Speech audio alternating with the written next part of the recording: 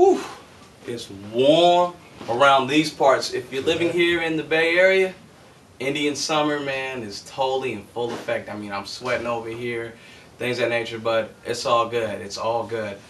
The Denver Broncos are coming up this Monday. I mean, if you don't got your tickets, man, you better go to your neighborhood scalper or beg the ticket off the tickets. This is a hot game that you don't want to miss.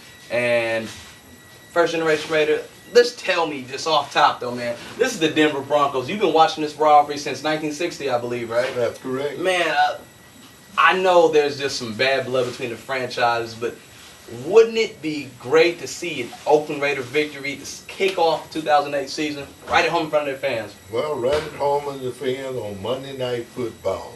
Oakland Raiders traditionally has been a good Monday Night Football team, and they fell on a little hard times here lately, but looking forward to Monday night, and I believe they're going to take care of the Broncos. Then they're going to take care of the Broncos. Okay. Well, you know, tell me what you think about, look at my phone's ringing again.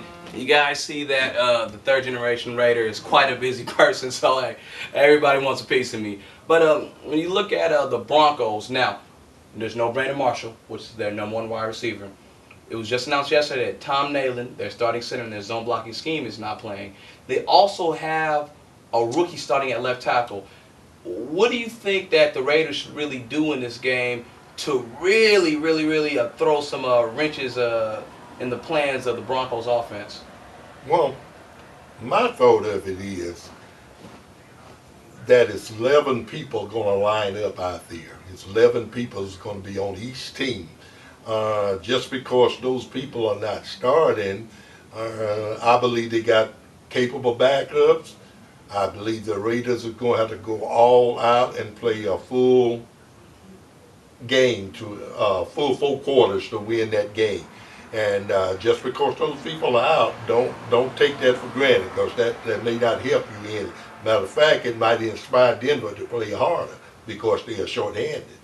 Well, we've seen that before. The New England Patriots were a team that, you know, in their first couple of championships, they were actually thriving when somebody got hurt, though. So you make a very valid point right there. So when the Raiders go on offense, they also have to deal with the defensive ends that the Broncos are going to be coming with, and that's Elvis Dumervil, who had 12.5 sacks last year, and former 49er John Engelberger, I guess, who's going to be going up against Quaim Harris.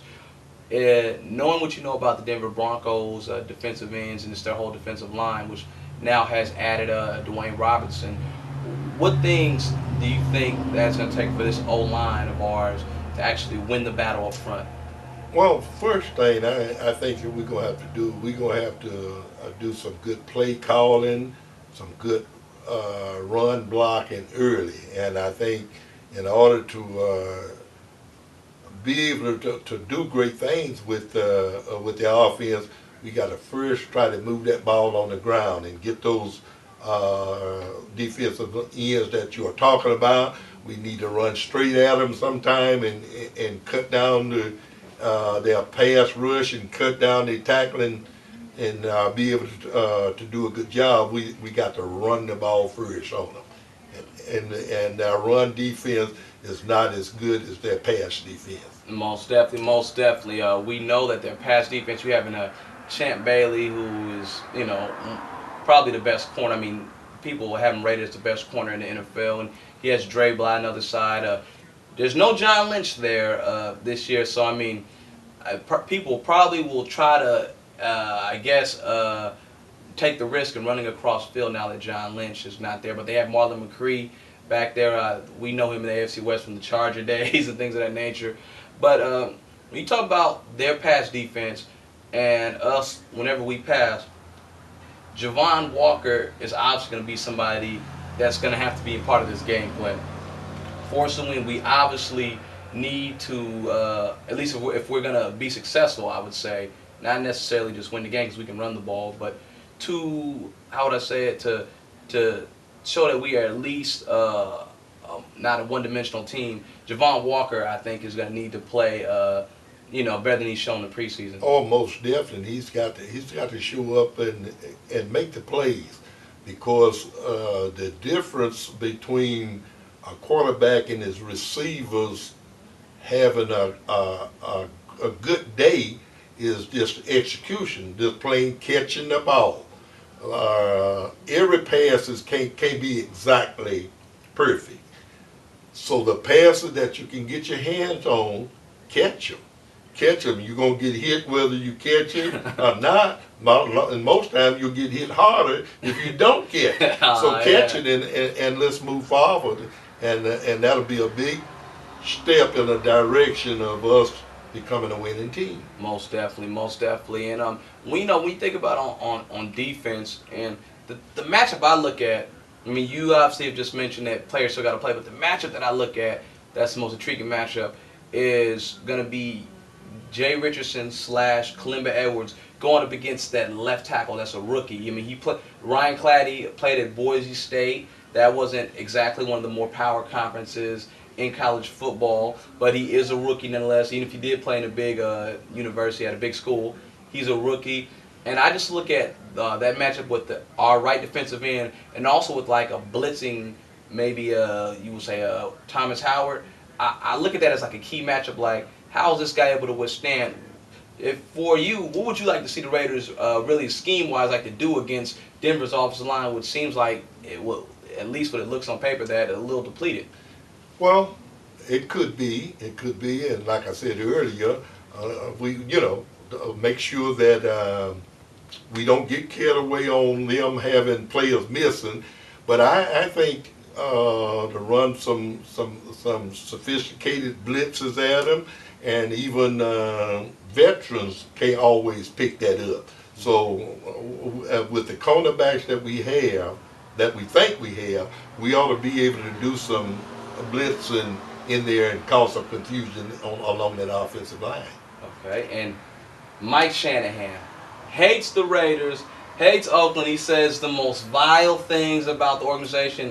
They're pinpointed directly at Al Davis and stuff. It's going to be him, I guess the master, if people want to label him that though, but he hasn't shown it in about 10 years, versus the young man Kiffin. Kiffin got him the last time, and Kiffin came real close to getting him the first time they played. Now in this matchup, a lot of people don't try to talk about the coaching matchup, but as far as just on the Raider perspective, just trying to dig into Kiffin's mind, what do you think he might be thinking right now? Well, Kiffin can't be thinking but looking ahead, because he showed that he almost, like you said, he almost won the first game he played, and he did win the second game.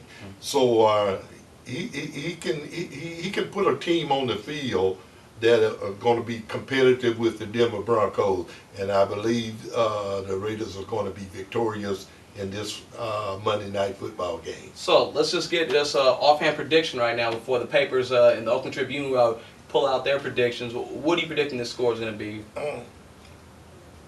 I'm thinking 24-17. Think 24-17 Raiders? Well, I'm going with 24-13 Raiders, though. I think that they cannot score 2 touchdowns on us. That's what I'm believing, because they are a pass-first team now. They came out and said it. That plays to the Raiders' strength, but it's nothing like finding out on Monday. Hey. That's it. I know you're going to be sitting right here watching. I'm going to be out there in the lot. Monday Night Football is a great time for everybody, and we'll get a chance to show this team all across this nation, show the team that the Oakland Raiders are going to be in 08. Looking forward to it. I'll be here looking. Well, first generation Raider, I'd like to thank you for coming on here, man, dropping more supreme knowledge as you've always done ever since I was a little boy. Hopefully, man, we can have you back on again, man, when the Raiders got a winning record, and we might be talking some little playoff kind of talk, though. There you go. All right, then. This is the third generation Raider. I'm here with the main boss, the first generation Raider. I'm out, man. It's getting late at night, man. It's time for me to go to sleep. Check you guys out later.